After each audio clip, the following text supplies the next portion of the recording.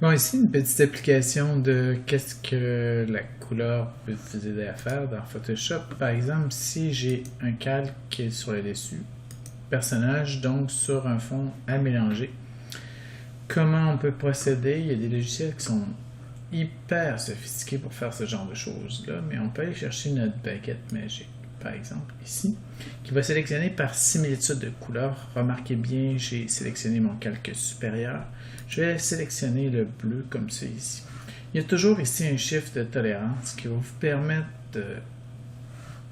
d'aller un petit peu plus fort. Peut-être je vais essayer 45, voir qu'est-ce que ça donne.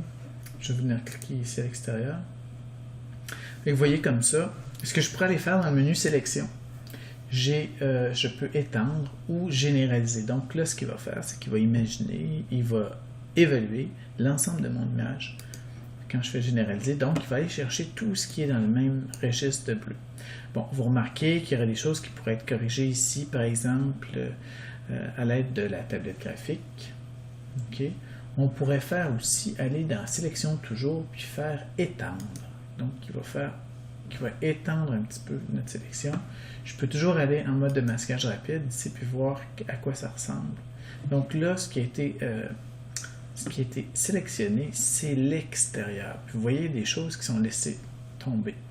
Quand on travaille en vidéo, ce qui va arriver à l'hiver, là, à ce moment-là, on va avoir des outils qui vont être beaucoup plus sophistiqués, qui vont nous permettre de le faire sur des images en mouvement, puis qui sont beaucoup plus adaptés à ça.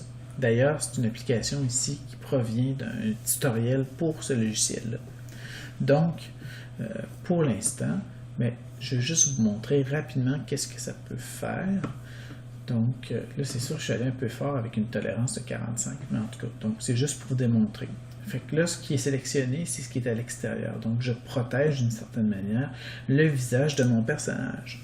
OK? Et là, ici, ce que je vais simplement venir faire, c'est que je vais faire avec la touche marche arrière, backspace.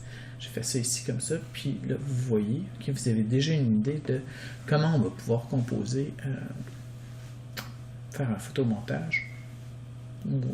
Ça s'appelle plus précisément une incrustation. Donc, c'est le principe d'incrustation. Ici, on travaille avec le bleu, mais au collège, on a un fond vert aussi. L'avantage du fond vert, c'est que le vert on le retrouve moins dans les vêtements aussi, puis dans la peau. Non, c'est pas vrai. C'est surtout à cause des jeans, puis d'autres choses. Donc, il peut y avoir plusieurs couleurs différentes. C'est sûr que le vert, on le retrouve, il est très... Vu que la peau humaine est légèrement teintée rouge, c'est plus facile de venir faire la différence entre les deux. Donc, voilà pour cet aspect technique, théorique.